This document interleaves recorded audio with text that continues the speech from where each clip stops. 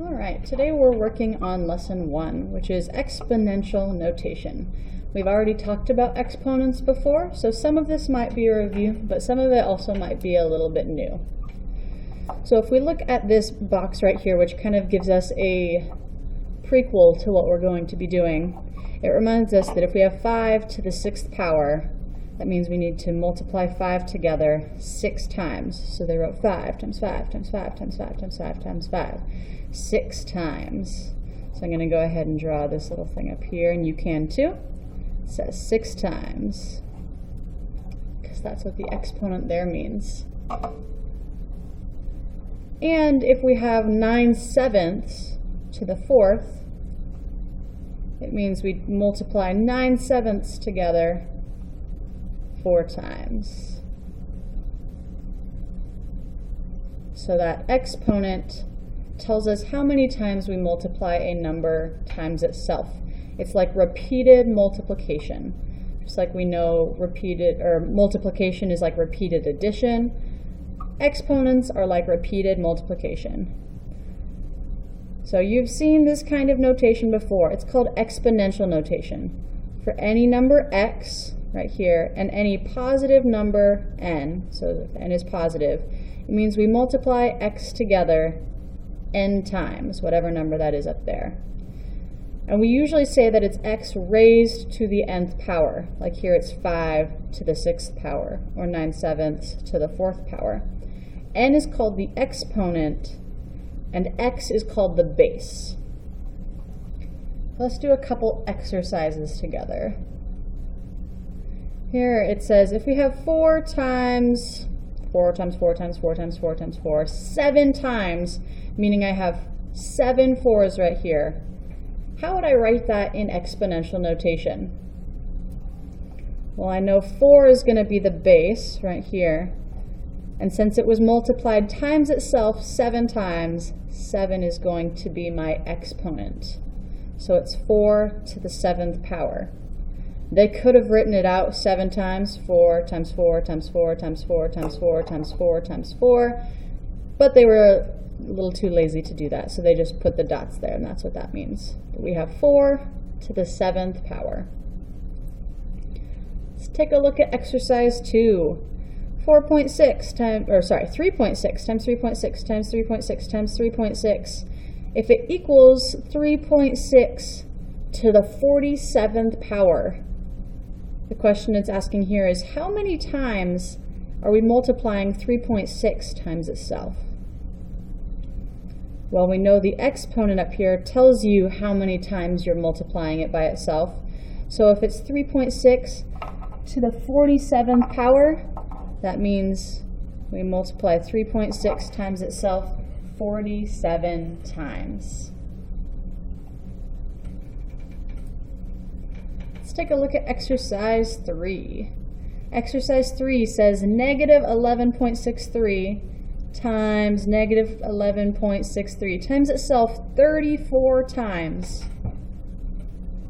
I know our base is going to be negative 11.63, and we're going to make sure to put the parentheses here. When we have a negative here, we'd like to put that in parentheses. And if we're multiplying it times itself 34 times, we know that our exponent is going to be 34.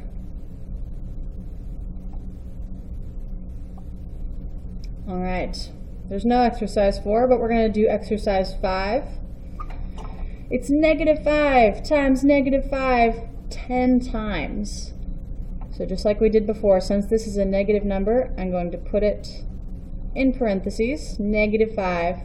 And since we're multiplying that times itself 10 times, our exponent is going to be a 10. Now we're going to do something a little bit different with this last exercise. What I want to know is if we had negative 5 to the 10th power, would our answer be positive or negative? So this one is probably the only one we're going to do this for, but we're going to write it down. I'm going to write mine up here. Negative 5 times negative 5 times negative 5 times negative 5. I'm going to write it actually 10 times. There's 5, 6, 7, 8. I'm going to start writing over here because I ran out of room. 9, 10. So go ahead and write down multiplying negative 5 times itself 10 times.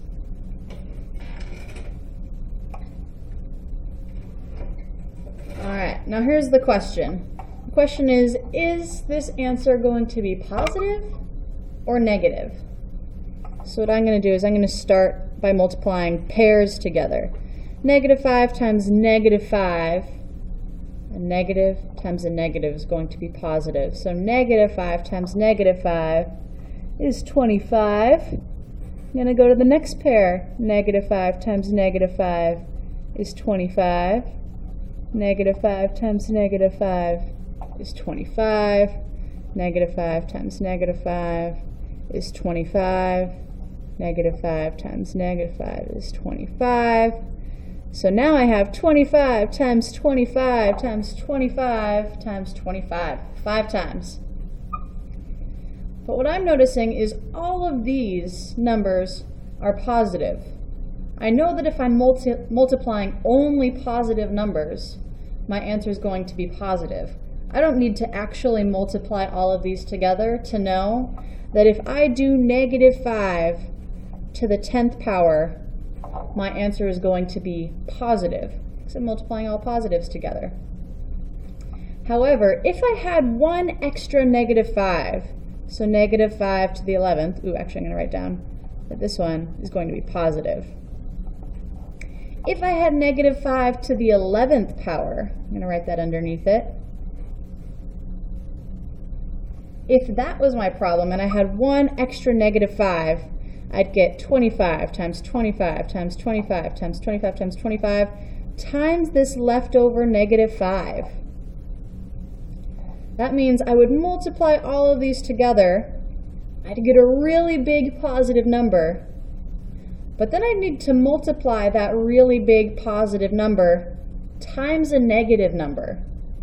And if you remember from last year, a positive times a negative is going to equal a negative. So that means if it was 5 to the 11th, our answer would be negative.